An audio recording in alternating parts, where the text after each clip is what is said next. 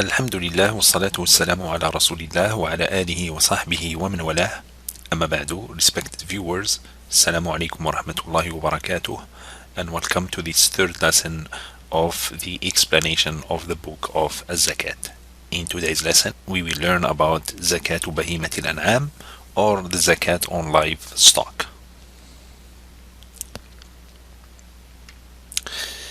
As we learned from the previous lesson, we said that Zakat is of two types, Zakat al-Mal and Zakat al-Abdan, which is Zakat al-Fitr. Then we said that Zakat al-Mal, which is the Zakat on wealth, is of the following categories. We have Zakat al-An'am, which is livestock. Then we have Zakat al-Naqdain, which is the Zakat on the two currencies, gold and silver, and that which replaces them, such as cash. Then we have the third subcategory, which is Zakat Urud al-Tijara, which is the Zakat on goods and merchandise. Then finally, we said that we have Zakat al-Kharij min al-Ard, which is the Zakat on products from the earth. The Zakat of al-Kharij min al-Ard, the products from earth, is of these following subcategories. We have Zakat al-Hubub wa-Thimar, grains and fruits. Then we have Zakat al-Ma'adin wal-Rikaz, which is Zakat on minerals and treasures. So basically, Zakat al-Mal is Zakat on wealth that the Muslim owns, excluding the properties and belongings that the Muslim uses, such as his house, his furniture, his car, his clothes, his business equipments. All of these are exempted from Zakat, meaning the Muslim does not have to pay Zakat on them.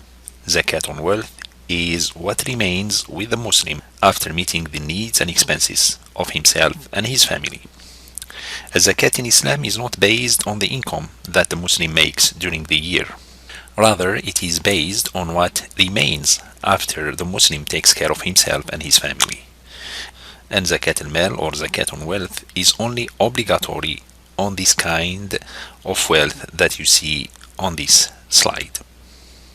So we have Zakat al-An'am, Zakat of the two currencies, Zakat on goods and merchandise, and Zakat on the products from the earth. Other than that, there is no Zakat. So today we will learn about the first subcategory of Zakat al-Mal, Zakat on wealth, and that is Zakat Bahimat al-An'am, the Zakat on livestock. The livestock is called in Arabic Bahimat al-An'am, and they are of the following types. We have four types as mentioned in Surah Al-An'am, and these types are as follow. We have camels, cows, sheep, and goats. So these are Al-An'am in our religion.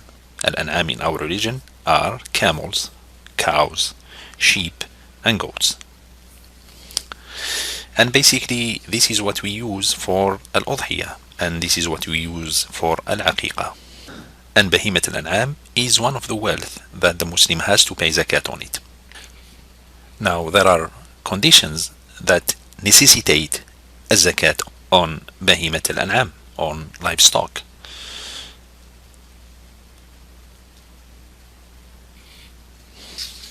The first condition is that Al-An'am, the livestock, must be grazed. In Arabic it's called Al-An'am As-Sa'ima. So Al-An'am Sa'ima, or grazed livestock, are the animal which are fed by eating from plants of the earth and permissible grass. So these are not animals that are fed by their owners. If the owner goes and buy food for these animals and spend money to feed them, then he does not have to pay Zakat on them. So first condition is the livestock must be a grazed livestock. The second condition is it must be kept for some benefit. In Arabic we say ad-darru wa tasmin, meaning it is kept for a benefit such as its milk or meat, or to benefit from its offspring.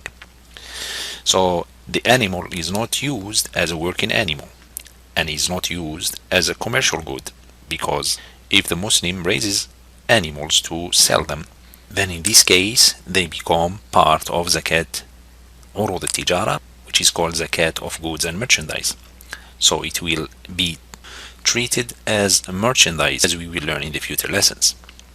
So the animals that the Muslim pays Zakat on are the animals that he raises for his own benefits, to eat from them, to drink from them, to use their wool, and to benefit from their offspring. The third condition is Hawalan al-Hawl, which is the lapse of full Hijri year, meaning the animals have to remain with their owner for the entire Hijri year. Summarize, we said that the first condition is that this livestock must be a grazed livestock, meaning the animals eat from plants and grass that is permissible and their owner does not buy food for them. The second condition, it must be kept for some benefit, such as its milk, meat, or offspring.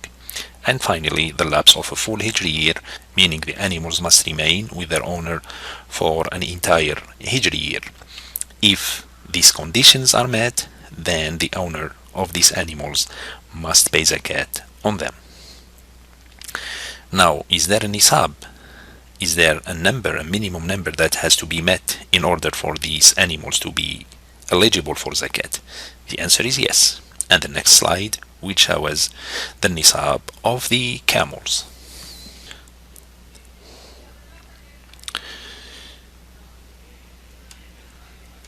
As you can see in this table, there is a nisab, a minimum number that is required for Zakat on camels. So if the Muslim owns 0 to 4 camels, he does not have to pay Zakat. The moment he owns 5 to 9 camels, he pays 1 sheep, meaning he has to give 1 sheep as Zakat. If he owns 10 to 14 camels, meaning whether he owns 10 or 11, 12, 13, up to 14.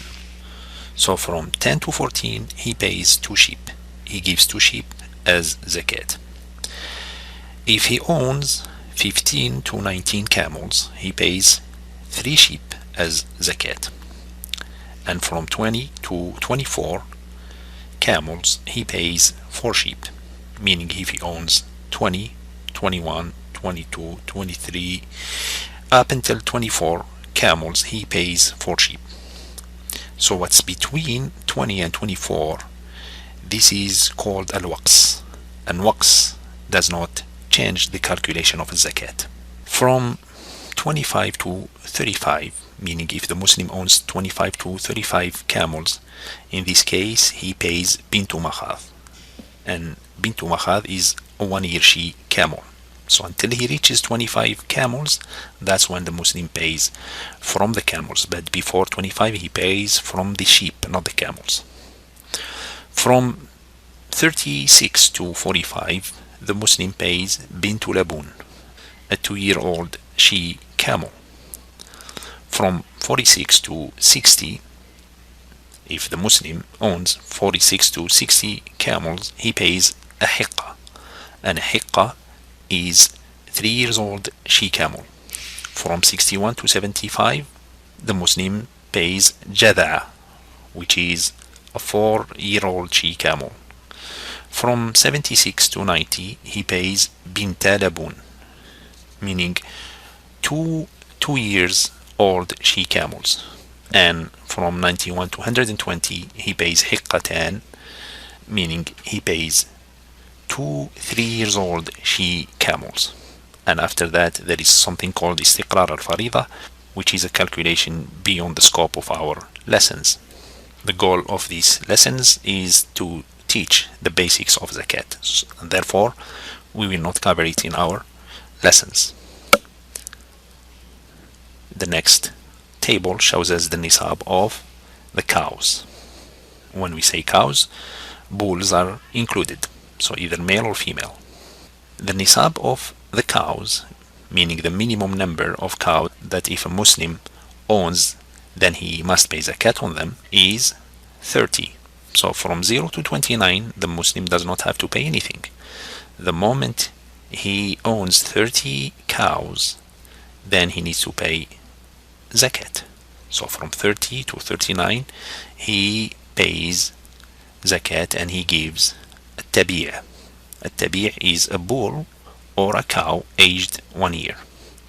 From 40 to 59, he pays a musinna, and a musinna is a cow or a bull. If he doesn't have a cow, then he can give a bull as well, and it's aged 2 years old. Then from 60 to 69, if a Muslim owns 60 to 69 cows, he needs to give tabi'an, meaning 2 cows or 2 bulls aged 1 year old. From 70 to 79, the Muslim gives a musinna wa tabi', meaning 1 2-year-old cow and 1 1-year-old bull calf. So the musinna is a female and tabi' is a male, is a calf. After this number, there is a different calculation as well, and we will not cover it in our lessons. The next table shows us the nisab of the sheep and the goats. So from 0 to 39, the Muslim does not have to pay anything. If he owns 0 to 39 sheep or goats, then he does not have to pay anything. From 40 to 120, when the Muslim owns 40 up to 120 sheep or goats or mixed sheep and goats, then he pays 1 sheep. 1 sheep or 1 goat. He gives 1 sheep or 1 goat as zakat. Again, from 40 to 120, the numbers 41, 42, 43, 73, 85, all the way to 120, the Muslim pays 1 sheep. And remember, the number between 40 and 120 is called waqs, and waqs does not change the calculation of zakat. From 121 to 200, the Muslim pays 2 sheep as zakat. Then from 201 until 300, the Muslim pays 3 sheep. And then on every 100, the Muslim gives 1 sheep. So from 201 to all the way to 399, the Muslim pays 3 sheep. Then from 400 to 499, 4 sheep.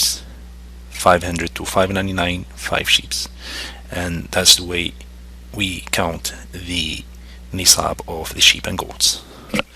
Now when it comes to collecting zakat from people, sa'i zakat, the person who is in charge of collecting zakat, when he collects a zakat, he cannot take the best animals of the people, because by doing so he takes their best wealth, and at the same time he cannot take the worst animals, because he will give the poor or the needy something that they will not benefit from, and therefore he should take an average animal which is fair for the owner and also fair for the needy, because the needy will benefit from it. A zakat, as you can see, is a practical way to fight poverty, to fight unemployment, and to fight economical crisis. When you give a needy a she camel or a she cow, first he can raise more camels and more cows, and he can benefit from these camels and cows. He can benefit from their milk, he can benefit from their wool, he can benefit from their meat. These animals become a source of income for him. So basically in few years this person will be among those who give zakat instead of taking it. So as you can see, Islam has simple, effective and practical solutions. It is the religion that Allah Azza wa Jalla has accepted for his servants. And with this we come to the end of this lesson. I ask Allah Azza wa Jalla to make us among those who listen to the word and follow the best of it. وآخر دعوانا أن الحمد لله رب العالمين.